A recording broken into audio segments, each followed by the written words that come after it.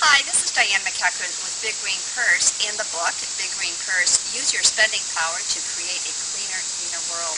I wanted to show you how I garden because it's important to garden organically and use native plants as much as possible. I've got mosquitoes buzzing around me, so that's what I'm waving away at. But I focused a lot on using native plants in my garden for a couple of reasons. One is that they require less water. Two, they require far less pesticides and fertilizers. And three, they seem to be pretty tolerant to the weeds that grow up here. And I've got a pretty healthy respect for weeds myself. So by using native plants and by gardening organically, I reduce the amount of pesticides completely that I would otherwise use in my lawn. So what you'll see here are Rudbeckia, or black-eyed Susan. This tall purple plant is called Joe Pie Weed, and it gets this big, beautiful flower on it that attracts a lot of bees and butterflies.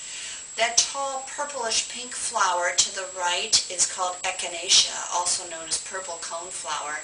I have a lot of additional native plants in the extended part of my yard.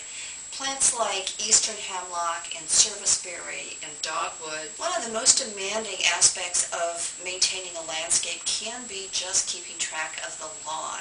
I have an electric lawnmower. I have a lawnmower that plugs into a cord that I have strung from my back porch, so it's very convenient to use.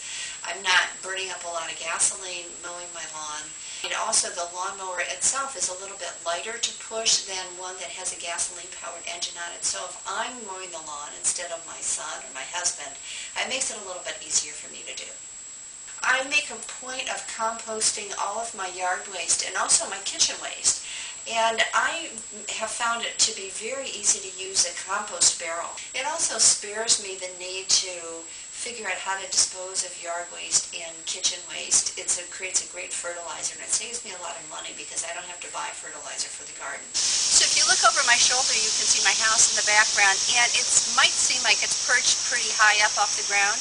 And in fact it is, because we wanted to save as many of the trees and as much of the vegetation as possible when we built the house.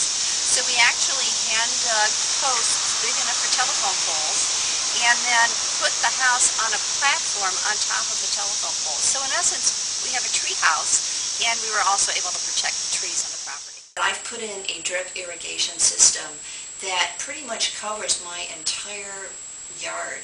I've got drip hoses that go directly to the plants and deliver water directly to the plant roots, so I'm not wasting a lot of water. It's been really great to create a habitat that's really natural, that's full of native species, that attracts birds and butterflies. It has a drip irrigation system in it, and where we do most of the work by hand as opposed to using a lot of power tools, except for something like an electric lawnmower. And in fact, all of these nice qualities have allowed us to get our yard certified as a wildlife habitat by the National Wildlife Federation. If you want to know more about organic gardening or gardening with native plants, please visit my website, biggreenpurse.com, or pick up a copy of the Big Green Purse book. You'll find a lot of gardening tips there.